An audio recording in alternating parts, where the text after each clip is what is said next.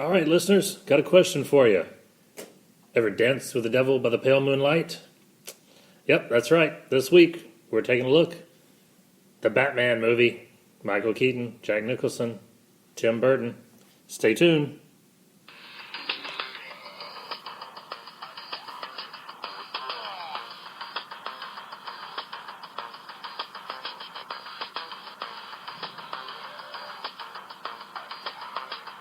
Hey, hey! Welcome to the Old Titans. As usual, this is John Paul, and... What are you, man? What are you?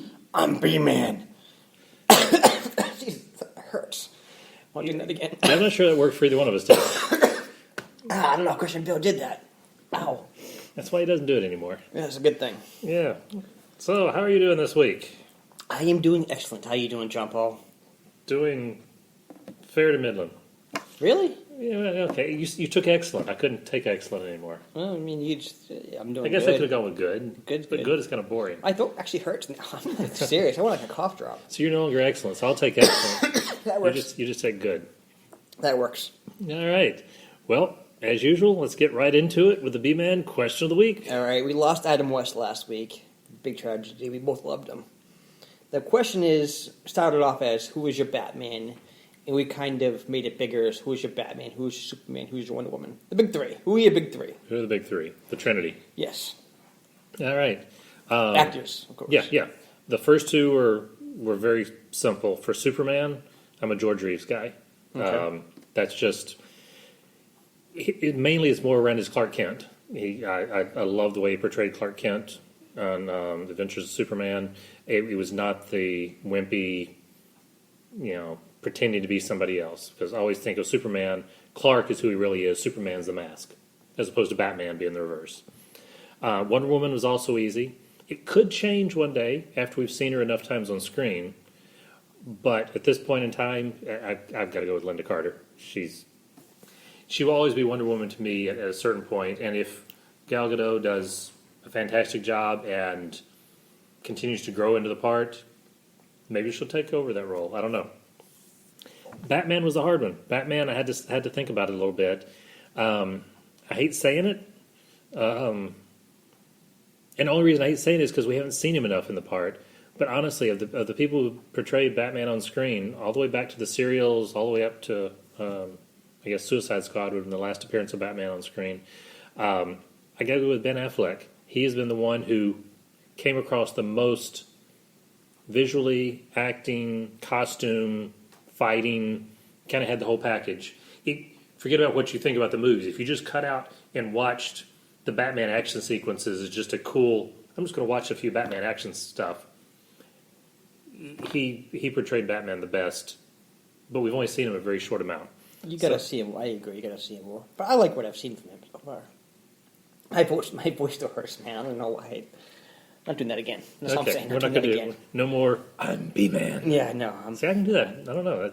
That wasn't that hard. Maybe I just vocalized it wrong, I'm guessing. Anyways. So Superman. Your choice. Yeah, okay, Superman for you.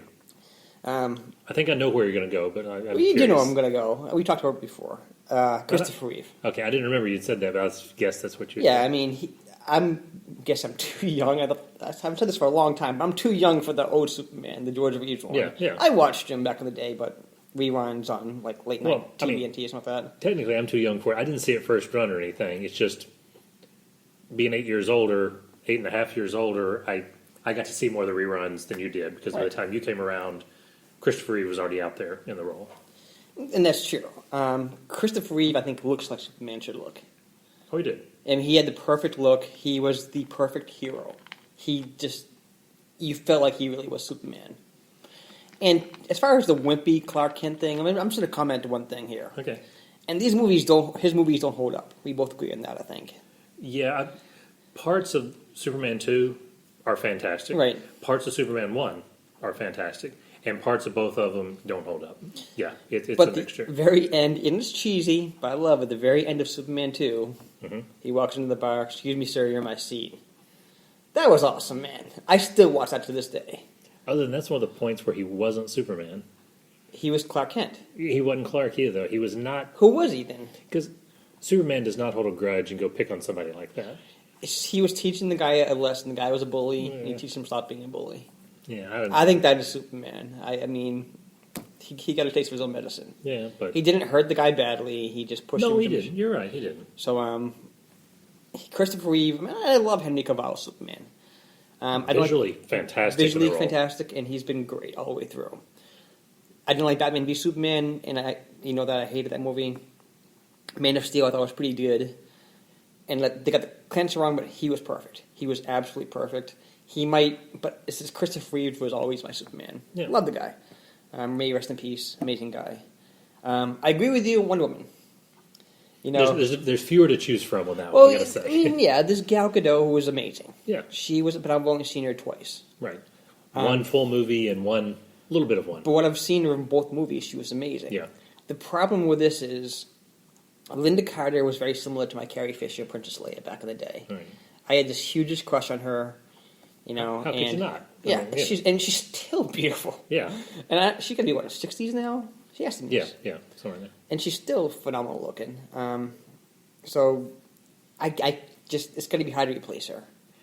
The TV show doesn't hold up as movies. I think it's going to be amazing for a while. I think Wonder Woman's one of the greatest superhero movies. If you watch the first season of the TV show, Right. much like the Adam West Batman stuff, because it is set in World War II as a period piece, Right. it holds up better. Because it's not as campy as Adam West Batman, but you suspend your trying to believe all this stuff is real. Right. It's a special setting. Season 1 holds up. Season 2 forward didn't hold up as well. And that's true. Batman, we disagree. I love Ben Affleck's Batman so far. Right. But small screen and big screen, Kevin Conroy. You know, Red Terror said him last week. I totally agree with her. For once in my entire life, I agree with Red Terror. Kevin Conroy, I mean, when I read the comic books, I hear his voice in my head when he talks. Okay. I was not considering the voice actor. Okay. Yeah. I should have. Should have. You're right. Can I change my answer? You can change your answer. I'm going to agree with the B-Man. There we go. You always should agree with B-Man. B-Man's always right. Yeah, well, but for this time, yeah. Kevin Conroy is Batman. You're right. When I'm reading the comics, anything, that's the voice I hear. Although, one of the best lines ever, and I still hear it, Adam West on Big Bang Theory saying, you know, when I walked into a room, I didn't have to tell anybody I was Batman. And they knew I was Batman. I love that. Very true. Very true. So, there's my answers. Yeah, and I think I've said before, what I would do if I was directing any of these movies, well, yeah, if you're doing a Batman movie, you're going to have him appear as both Bruce and Right. Batman. Probably. Depending on the story, but probably. But honestly, if you're doing Justice League or any of those things, just have him in costume the entire time. Pick an actor who physically can fill out the costume and do the acrobatic stuff and all the rest, and get Kevin Conroy just do the voiceover like Would've been James Earl great. Jones for It would've been Darth great. Vader. Yeah, it'd be accepted immediately. A random question for you. How long did the Batman series go on for? The original Adam West? 3, 4 Yeah. seasons, something like that. Right. And a movie as well. Yeah. Why was he never cast in any of the movies, even as a very small role? Mayor or something. Good question. I mean, to it now, I think the biggest reason is by the time they got around to doing the one we're going to talk about in a few minutes, the Michael Keaton one, there was an effort by Burton and DC and everybody to try to change the opinion of Batman, because the general public, outside of the comic book audience, the general public still thought of pow, biff, bang, zap. Which is fine, but And they wanted to get away from that. They wanted to make it serious, like he was in the comics. fast forward to the Bale ones 20 years later after that. I mean, okay, At this point, you could do it. Yeah, and he should have done it, I think. Absolutely should have. Okay. In fact, that's one place. No matter what our opinions are on the movies as a whole, we've definitely agreed that they got the Kents wrong in the Man of Steel and Superman Right. versus Batman. But I think Zack Snyder screwed up one other way. Instead of casting Negan for Bruce Wayne's father, that would have been a great place to have Adam West. It would have been. Never I thought mean, of that. you got what? 10, 15 seconds of screen time? The thing is, if they do like a Flashpoint type story, Negan would be perfect for Bruce Wayne. Yeah, that's true.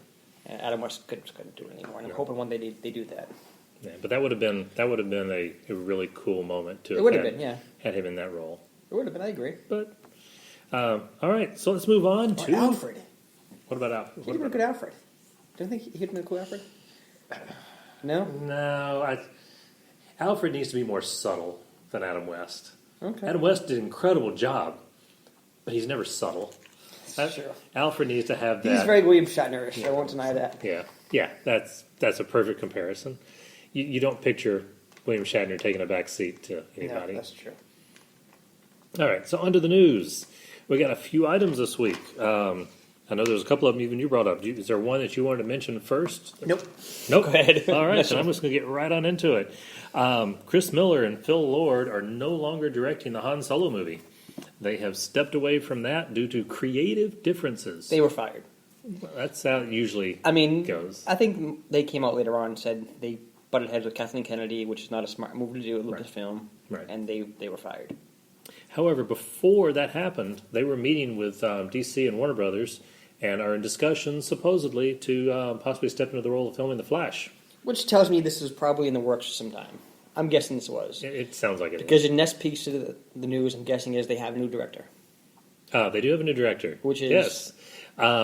Little Ronnie Howard, I still think of his little bitty Music Man kid, missing his front teeth with a lisp and singing badly on the streets. Not even Happy Days, huh? I don't think Happy Days first. I think of Music Man, but Ron Howard. Yes, Ron Howard. He's Richie Cunningham. Yeah, he's Richie Cunningham. He's a little Opie. Well, whatever. Yeah. I think they won with that one. That was probably a good direction for them. It could be a very good. He's a great director. No matter what ends up happening, they picked a good director. Right. And he's going to have more, more say than, say, Joss Whedon stepping in for Zack Snyder, because everything's getting ready to start instead of being almost done. Although, again, 2 Star Wars movies in a row, where Rogue One, we both agreed were one of the best ones, but again, that was plagued by reshoots, lots of them. Yeah. This one comes out there, and all of a sudden you have, ready to start filming, and the directors get fired. Which, I mean, again, that always happens. Yeah. Directors always leave when they announce. Edgar Wright, Man. Yeah. This isn't unusual. It's just, it seemed to happen really late in the... Hey, Joss Whedon and Wonder Woman. Yeah. Which is a good thing, based on the script that hit the internet. But, I don't know. I'm kind of worried about Lucasfilm a little bit. I like The Force Awakens. Yeah. And there was a rehash of New Hope. I Rogue loved Rogue One, was great. But again, there's been, since Disney purchased it, there's been a lot of backstage fighting. Yeah. It'll be interesting to see how it plays out over the next couple of movies. And one thing I do hope happens with the Ron Howard decision, since that's kind of last minute, I hope it delays it a little bit. Because it seems like they had mapped out, okay, we are the second or third or whatever it is week of December. That's Star Wars week every year. Yeah, and now it's May 2018, right? I believe? Yeah, they did episode 7, then Rogue One, then episode 8 is coming this year. Mm-hmm. Everybody assumed they would just alternate. An official episode followed by a standalone, back and forth. Perfect. I agree. And if for some reason Han Solo they're doing in May. Yeah. Why? But anyway. And then the last part of the series is also May, isn't it? I don't know. I believe they said that. I could be wrong. And then, of course, that one they might have some things they have to fix because of Carrie Fisher dying. Yeah. That might delay things a little bit. Other news, Fantastic Four might be getting, it's a rumor right now, but might be getting another reboot. A kid-friendly reboot. Yay. I don't know what kid-friendly means. Does that mean they replaced Human Torch with a robot? Herbie? Yeah. It could happen. Could be. I don't know. Although it'd be great if they could reboot it and do it similar to what they did with Spider-Man. Bring it into the Marvel Universe. And if they got the same rights to use those characters in the Marvel Universe and have them cross over and such, if you could get a Peter Parker and Johnny Storm crossover scene somewhere, that'd be great. Because those characters just work really well together. All I'm saying right now is, at this point, if they don't do what they're doing with Spider-Man, if they go on Fox only type thing, which I'm feeling that Eagles will let them do that. Yeah. If this bombs, Give it up. you have to. I mean, I'm sorry. They got to. They tried it years and years ago. They made it to movies. They tried the Chris Evans one, had a sequel to it. Yeah. But either one was good. Not good, but better than... But better than the most recent one, Yeah. which was horrible. Yeah. I mean, at this point, when it comes out, even if it's getting great, like I did Wonder Woman, it has to be amazing for me to see it. Yeah. It'll be interesting to see what they do. I have no faith whatsoever. Which is kind of sad for the characters in the book that kicked off the whole kind of modern Marvel universe. Yeah, the first family. Yeah, they can't get it right. Yeah. But at the same time, for me, Fantastic Four is always a boring book. I never enjoyed it. Even like John Byrne's era, I've never enjoyed Fantastic Four, the comic. They've had some good stories, but overall, I could agree with you that they are boring. Yeah. You know, Reed Richards is a very boring character to me. Now, they work great when it's a large crossover, and they're providing certain kinds of support, Reed with the scientific support, Yeah. and other people doing their bit. I mean, they work great as a mixed with everybody else team. So, who knows? Maybe the next Avengers movie they can. No, I think find right now some you place just for gotta let them go for a little bit, and maybe 20 years try it again with Marvel. Yeah, That's what I say. could be. Although, and of course, when I say the next Avengers movie, I don't mean the next one that's coming out, but the next one that the film after that. A great post-credit scene. You know, somebody manages to open up the negative zone, and suddenly the Fantastic Four burst free into the Marvel Universe. Like, we've been trapped. Yeah, thank you for letting us go. I mean, kind of having a subtext there, you know, and bringing them in trapped for some time elsewhere. That could be kind of a cool transition. That could be cool. But we'll see. We'll see how they go. Probably the most exciting news in a way is the Watchmen reboot. Yes. Watchmen's coming to HBO. And this is funny because that morning or that lunchtime, before it's even announced, you and I were talking about the Watchmen movie. And Fantastic Four. In fact, yeah, you're right. Actually, we prophets. Yeah, there we go. I'm on fire the last couple of days, last couple of weeks. But not the Rob Liefeld prophet or anything. No, okay. we don't acknowledge that one. Okay. We both agreed that the movie was good, but the movie again it really dragged a lot. Yeah, he had too many scenes where, okay, we get it, move on. And at the same point, he wants to keep it as realistic to the comics as possible, and he did a fair job of that. Oh, yeah, absolutely did. It's absolutely. just the problem is, you know, that it's not meant for a 3-hour movie. So do you think they'll do it like as a one season, 10 episode, and that's the whole story? I don't know, and I hope they do. They I should. think they could do that. They should do it that way. Or wasn't the story like 12 issues? I believe 12 issues. There's 12 issues. Yeah, they could do one episode per issue. Yeah. That would be perfect. Now in the Watchmen, the guy there's always a part where this kid's reading his comic book. Yep, which they did as an animated bit separate. That was not in the movie, but you could watch separate, and then they came up with a definitive Did they edition really? that had it all together. Never yeah. saw that actually. Yeah, that's I hope they kind of acknowledge the comic book reading in the movie. yeah, that would be, especially if you're doing 12 episodes. I would do 12 episodes and call it quits. Put it where it's supposed to be. I don't want to do any prequels. That DC's supposedly working on prequels for this. Yeah. Don't want to do any of that stuff. Just tell the story the way it was told in the movies or in the comic book, graphic novel, whatever, and go from there. This is meant. If you're going to bring this to live action, it's meant for miniseries. It's not meant for a long movie. So it'd be interesting to see. Now, if they could just get Alan Moore to come back to He won't do it. write There's the no script. way he'll do that. No, he never will. No. Yeah. But Actually, there's one way he would. One possible way. if he goes bankrupt and needs money, Now, if everybody, well, you never know, but I don't think he would do that. I think he'd just live in the woods on acorns and such, and be a wild man that he looks like. He is a very odd man. Now, if everybody who has any decision-making power at Warner Brothers and at DC both completely go away, all at once, they're gone. Everybody's replaced. And a whole new crew comes in, and one of their first acts is to approach Alan Moore, apologizing on behalf of Warner Brothers, DC Comics for everything that was ever done from his point of view to him, or to his work and all the rest, and asking if he is willing to meet them halfway and come back and show a new era of DC, a new era of cooperation. He's up there in age too, though. He is, yeah, that'll never happen. And he was never I'm just really saying- all there to begin I'm saying with. that's an imaginary situation that if something like that happened, maybe he would. Yeah, maybe. Because he really started a whole revival of stuff at DC. Oh, he absolutely did. Even the side stories. V for Vendetta, one of my favorite movies. Yeah. / graphic novels ever.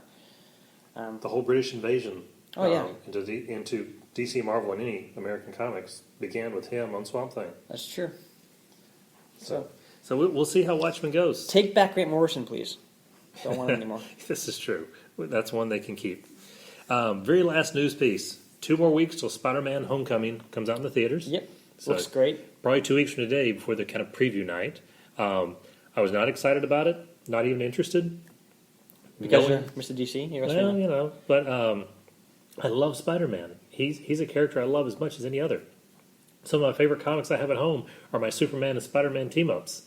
I mean, how many... Yeah, you needed a DC part in it. You couldn't just do like Maximum Carnage or like How about Craven's Last Hunt? That was a great one. There we go. That's one of my favorite Spidey stories ever. A weak ending, I thought. One of the very first comics I ever had autographed. In fact, it might be the very first comic I ever had autographed. Was Peter David's first Spider-Man issue. Hey, you don't have that anymore. I stole it from you years ago. Oh, you did? Yeah, Oh, okay. it's in my house now. Okay. Thank you, by Good the to know. So I love Spidey. Right. I've seen a few of the little featurettes they've done recently. I'm actually getting interested. I'm now hopeful. So we're going to be seeing that. But along those lines, there's a bunch of Spider-Man news that's come out. One this week in the comic shops is Peter Parker, the Spectacular Spider-Man. A comic I loved back in the day when you had Amazing Spider-Man, Web of Spider-Man, and Peter Parker, the Spectacular Spider-Man. Those were your three main Spidey books. Peter Parker, the Spectacular Spider-Man was always my favorite. For whatever reason, that was the book that I liked the best. Oh, amazing to always to me. Amazing. Yeah, I mean, there were storylines in each, but Right. for whatever reason, those are the stories I like best. The writer on this one, I forgot to look up his name. The writer on this one, that was also his favorite book, and that's the reason he's calling the book that, and he's trying to call back to that. It's supposed to be a more fun Spidey adventure. It even opens, or I don't know if it's in the first couple pages, but in the first book, with Johnny Storm and Peter Parker having a lunch together, like on a rooftop or something. So it's a callback to those early days of Spider-Man. So the question is he the main Spider-Man again in the Marvel Universe, do you know, or is it still Miles? He is a Spider-Man. I would say he's the main Spider-Man, much the way Barry Allen is the main Flash, even though you have Wally West, who's also the Flash. You have Jay Garrick, who's also the Flash. They all have the name, but Barry Allen is still the main one. There's multiple people who have the name Spider-Man, but Peter Parker will always be the main. Okay. Always the main one. But they've announced a bunch of spin-offs that they're definitely doing or they're considering doing. I think they might be going too far, but we got Venom, we got Black Cat and Silver Sable. Those are the ones that are definite. And then we have Kraven, Carnage, and Mysterio. Not a movie starring Kraven, Carnage, and Mysterio, but individual spin-off movies. You could do a decent Craven one. Oh, yeah, you could. But do you really want a Mysterio movie? No. Does anybody anywhere in the world really want a Mysterio movie? We have other a than friend, maybe actually. Sharky? Yeah, he would like that Mysterio movie. I just think it'd be better to have a Spider-Man movie where he fights Mysterio. I agree. That would be better. Yeah, I totally agree. But I think Craven could do it. Even Venom, you need Spider-Man with Venom to tell a real Venom story. I don't see how you could do Venom without Spider-Man. Yeah, I don't know. The only way I could see you could do Mysterio without him, if you mixed him and Kraven together and kind of a takeoff of Kraven's Last Hunt, but have Spider-Man at the very beginning is dead, dead and buried, and Kraven is now taking on the role of Spider-Man to show that he could be a better Spider-Man. Very much like the whole Ultimate or whatever the Doc Ock period of Spider-Man was here recently. Mm-hmm. Do that, and during that time period, have Kraven in the Spider-Man costume fighting Mysterio. That could work. I mean, it's not the Kraven's Last Hunt story, but you could do something like that. So I don't know. Yeah, I'd still say avoid it. Yeah. But that's the end of the news, unless you got something else that you wanted to bring up. That was it. All Actually, right. that was a good job, John Paul. You actually mentioned Marvel there. I'm very proud of you. A bunch of Marvel. You did. Man, I love Spider-Man. I know you did, but again, you're very DC-oriented in your mind, and the fact that Spider-Man doesn't look that good. It looks great. It looks great. We're going to find out in 2 weeks. We will. All right. So our main topic for the week, as I kind of alluded to or came right out and said at the very top of the, I'll say top of the hour, top of the half hour, top of the whatever, top of the morning to you. All right. I had to get that out. I'm glad. Batman. Came out in the 80s. It was there to revitalize, reinvigorate, reintroduce the character of Batman to the general public. Tim Burton directing, Michael Keaton starring, Jack Nicholson co-starring. We want to see, in a new segment that we were calling, Does It Hold Up? I kind of like that, actually, there. Do you? Yeah. Does it hold up? No, we got it the first time. That was I'll have to come up with some special effects for that. You But probably shouldn't. yeah, I'll see what I can do. All right, so our very first Does It Hold Up segment is the Batman. One easy answer for you. Uh-huh. No. It does not. As a whole, you're right. As a whole, it doesn't hold up. When I was, and this actually killed me the one the most, is out of all the superheroes, yeah, I am a Marvel guy, but Batman is my favorite. Always been my favorite. Right. And this movie, when it first came out, I was a teenager, I think. When it came out, it was 89, 90 in the area, I believe? Batman, Yeah. It was 87. 87. Yeah, this is the, I believe it's 87. 87, 88? I don't know. Continue with your thought while I look it up. When I was, I guess, kid then, early teenager, Right. it was my favorite movie. I loved it. Couldn't get. I bought it on VHS as soon as it came out. Watched that tape till it went bad, literally. Oh yeah, Which is like 3 showings of VHS probably. and Then I had to go buy it again. We all loved it at the time. There's Yeah. no question. We all loved it at the time. Watching right now again. 89. 89. You were right the I was first right. one. Yeah. Well, again, I'm usually right. So Okay. that's cool. So I watched it again just recently for the segment we're doing, and first of all, I was bored beyond belief. It really was boring at times. Second of all, the characters are all completely wrong to me. Now, there was one great thing that this movie did. Okay. That they did change, we talked about this way before the show, the audience perception of Batman. Yeah. Because the only thing he had, at least from, I know the comic book audience is one thing. Yeah. The comic book artist was already thinking He's a dark guy. Dark Knight yeah. Returns, Batman Year One. All that's Right. in the comic book audience. But for the regular people, the Adam West people, it's Pow, Biff, boom, whatever. Yeah. And it was cheesy. Yeah. They made Batman dark and cool. Yeah. Because regardless of what you think of Michael Keaton, what you think of anything else that happened in the movie, Batman was very dark. I think that was the main goal, outside of making money. I think that was the main goal. And that They succeeded. They succeeded in that. And they helped change Batman in the cinematic universe permanently. So they did what we needed them to do. Right. And they did a handful of good things in there. Okay. The music.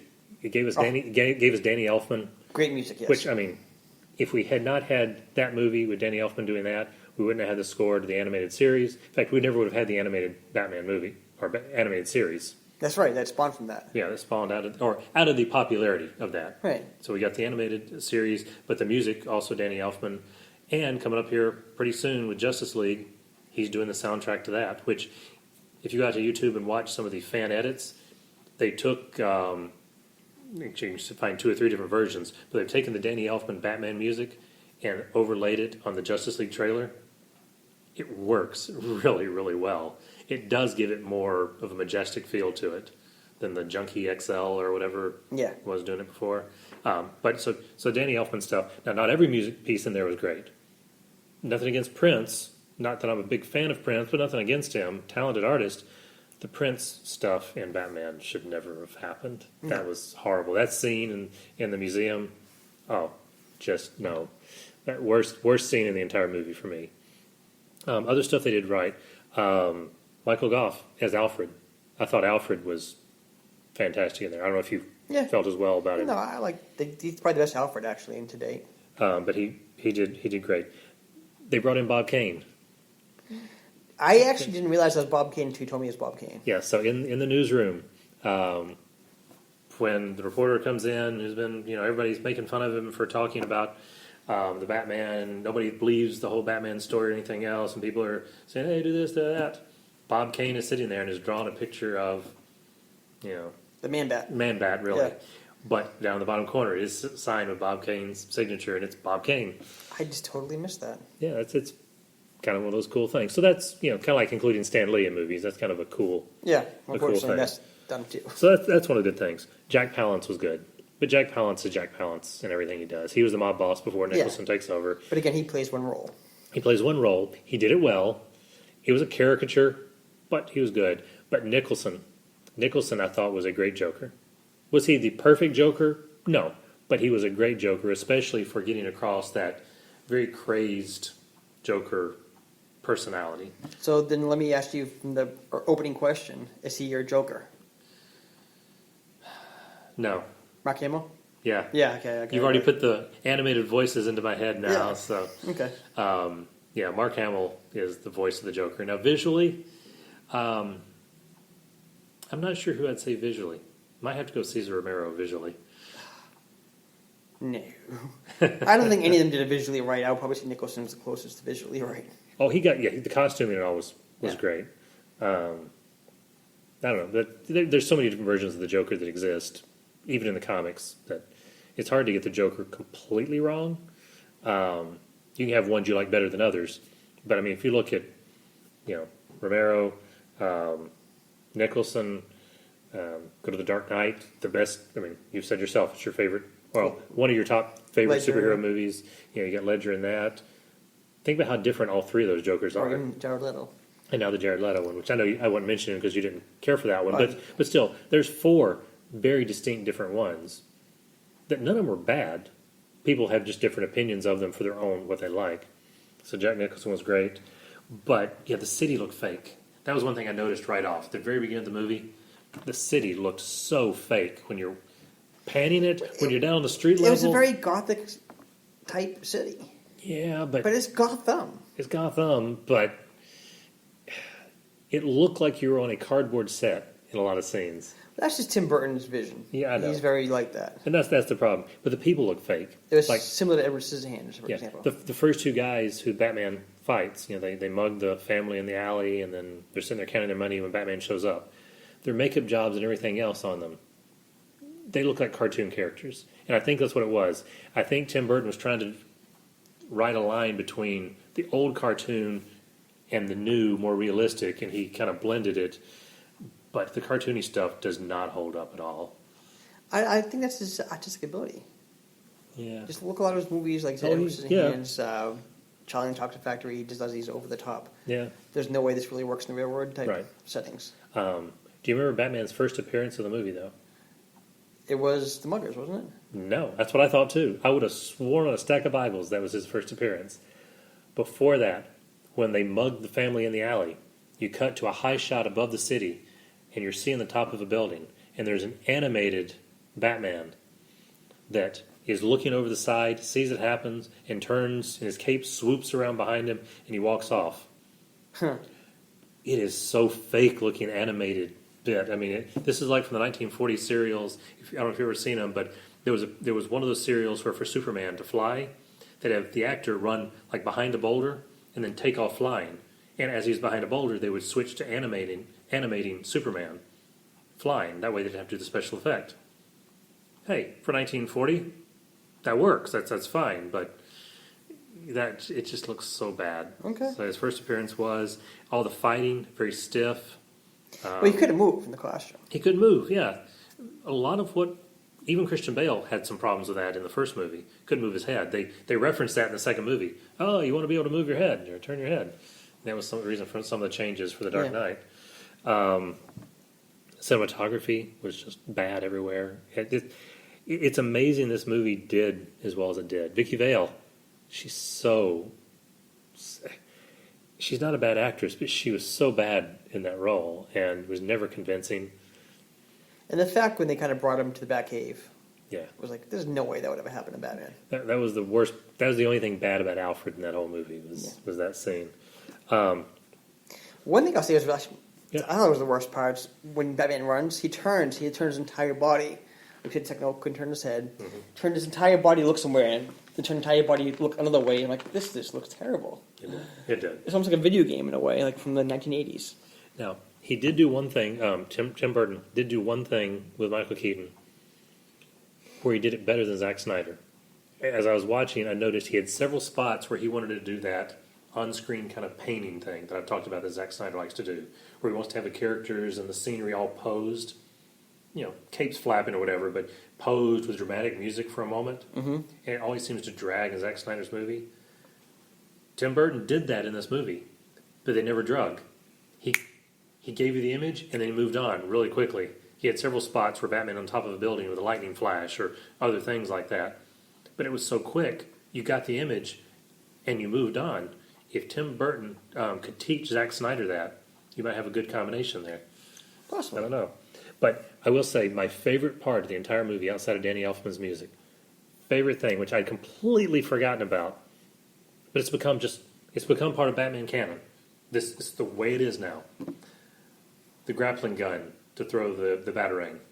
Yeah. That had never existed before. Oh, really? That's the first thing? In the comics, he always just threw the Batarang and hooked it over something and went swinging. In that movie, Tim Burton tried to explain how he could do that. So he has a little grappling gun, shoots, the bat line goes up, hooks on something, and now he swings. Animated series used it a bunch, and the comics have used it ever since. Never even knew that. Thank you for that, by the way. Yeah, so that, to me, that's the one thing outside of just giving the general public a more accurate, not a completely accurate, but more accurate picture of Batman. The best thing you did was the grappling gun. Okay. Just my opinion. And there are positives, and I like the car. Opinion of the car. Car was okay. It looked a little too long. It was too long. But again, that's Burton style. One of my favorites. The original. At least you didn't have bat nipples. Yes, no bat nipples. That didn't come along till Schumacher. And the all black outfit opinions? I didn't mind the all black. I mean, I kind of prefer the gray black combinations. Gray and black I prefer. But at the time it was gray and blue, light blue in the comics. The blue was always the way I looked at the blue was it was a way of highlighting and shading because they didn't have as good of technology for doing the color variations at the time. Right. So the blue was really supposed to be the black where the light was hitting it from certain angles. That's just the way I interpreted it, whatever the case is. Okay. I don't know if that's true or not. That's just the way my mind processes things. They did with a lot of characters here back in the day. A lot of characters had blue hair. They used to drive me crazy. Yeah. So yeah. Unless they're anime, and then, Doesn't make sense. What was your favorite part of it? Favorite part, that's the thing is, I don't really have a specific favorite part of that movie. Yeah. And that's what kind of struck me odd, is that nothing really caught me. Like, this is amazing. Nothing. Nothing? The entire movie, nothing caught me. I had a lot of problems with it. The whole thing of how, first of all, they gave Joker too much of an origin. Hated that. Too much Joker origin. Yeah. He's Jack Napier, who could fall into... No, I don't care what his real name is. Yeah. And how pretty much he's the one that killed Bruce Wayne's parents. As a kid, I liked that, I think. As an adult, I'm like, no. I didn't like that at the time, but that's more me being the purist from the comics. But I understand, from a Hollywood standpoint, they like tying things up into a nice, pretty package, and it worked. And they made Joker kind of hormones too much with his love for this girl and love for that girl. That wasn't really Joker. Joker, I always kind of picture this asexual type guy. Doesn't really care, he's just crazy. What about Harley? Even Harley, it's an abusive relationship. Well, that's true. It is an abusive one. There's no question. So this was a lot different. Yeah. His meeting, we met Bruce Wayne and Vicky Vale's partner. Yep. And I forgot about this, kind of bothered me. First of all, Joker should know what Bruce Wayne is. Oh, yeah. You should walk in the place, everybody knows who Bruce Wayne is. Yeah. You can't tell me that, he's the richest man in Gotham. He was a big hitman for this mafia. He must know who Bruce Wayne is. Yeah. I had no idea who Bruce Wayne was. That's because Michael Keaton doesn't look like Bruce Wayne. That's what threw him off. Is that what it was? Yeah, that was it. Okay, well, I'm glad. So, again, I had a lot that bothered me. And again, I'm watching this now. I kind of wish I never watched this time. I just wish I put it on the shelf. Yeah. Loved it. I regret watching it. Well, Nicholson, to me, it's worth watching the movie if you can cut out the museum scene with the Prince music. It's worth watching for Nicholson's portrayal of the Joker. But even that, did that really strike you as, oh, this is so amazing? No, because I already went into the movie knowing Nicholson was amazing. But he did a great job. He was good. I thought Michael Keaton was decent for what he was given. And I love Michael Keaton as an actor. I just never liked him in that role. But at the time, this is one thing. When the movie was coming out, and when it first came out, I loved it, I think, more because of what it did for Batman than for what the movie was, even then. I thought Michael Keaton, what he was given, did a pretty amazing job. Well, okay, yeah, what he was given, yeah. And I liked it as Bruce. I thought he was a good Bruce Wayne. Yeah. And right now it kind of bothered me because I can't remember the reporter's name. It was Vicky Vale and what was her partner's name? Oh, yeah, and I literally just watched it last night, and I cannot remember his name I either. just watched this recently. I want to call him Arliss. It wasn't Arliss. No, what the heck was his name? But he's an actor who he's better in a comedy, or he's better in certain roles. He was fantastic in Good Morning Vietnam. He was great in that. But that was not the right kind of movie for him. And the fight scenes were terrible. Yeah. I mean, I don't want Batman striking from the shadows, taking people from the shadows. Some martial arts involved. None of that. Yeah. I think my favorite one of all of them, and this is too visual, I can't get this across to even probably to B-Man who's sitting here, but during the big Ajax chemical factory scene where Batman's in there fighting before Napier falls into the vat, he's taking the bad guys out one at a time. At one point, he's hiding behind a column, so when the bad guy runs by, he can do the step out and the fist backwards into the face, which looks really cool and all that kind of stuff on screen, or at least did in the 80s. One of those kind of scenes. However, when you look at it, his costume is so bulky, and the way they wanted to film the scene, half of him is not hidden by the column. Half of him is very visible to the bad guy who's running forward. Yeah, but the bad guy was not looking behind him. He was looking straight ahead. He was panicked. He was panicked, but I'm panicked. I got to get out of here. I need to avoid everybody. I'm going to just ignore the fact I see somebody in front of me. What's the big black shadow? Was I don't know. I don't know. The fight scenes were just bad. Commissioner Gordon, no. Yeah, just no on Commissioner Gordon. That didn't work. And when they let Joker go the first time and he kills the detective, whatever. Yeah. Like, that was so cheesy. Like, they're going to sit there and let this happen? You got to be kidding me. Yeah. I've had a lot of problems watching it recently. And I'm not going to watch Batman Returns. I was going to watch Batman Returns right after. I'm not going to do that now. I'm like, you know what? I still like that movie. If you can watch Batman Returns and only see the Michelle Pfeiffer scenes, then it's okay. As in the Catwoman part of it. And that's not because I like Michelle Pfeiffer, which I do, but it's because the Catwoman part of that story was good. The Penguin part of the story was terrible. And I love Danny DeVito. Yeah. Absolutely incredible. But you got to cut all the Penguin stuff out of that movie. But yeah, it's probably better to leave those movies in the past. If you want to go watch Batman from the past, watch the animated series. Yes. And you'll be happier. Mask of the Phantasm. Yep. In fact, that's coming later this year to Blu-ray, HD treatment and everything. That's good. So one last little bit of news to end our main segment there. Look Okay. at that. Look how I slipped the news and stuff back in. It's like I'm creative and such, so on. That was amazing, yes. Yeah, I don't have the words for this kind of No, that's wordplay good. here. You did good. Okay. So, with our last few minutes, what is our B-Man question of the week for next time? Well, Independence Day is coming up in a couple weeks. July 4th, big American holiday. We're American. Yay. Yay. What is your go-to Independence Day movie? July 4th movie? All right. So that'll be the question next time. Yes. What is our go-to July 4th? What movie makes you think of July 4th? All right. I already have an answer in mind, but I'm not going to tell you what it is, and you don't know because I've changed my mind since you gave me a preview of this question earlier. Okay. I've already changed. So it's going to be a secret until I say it next time. I don't really And then you're going to make fun of me. I'm sure I will. All right. So for the not yet made fun of John Paul, B-Man. we are out of here.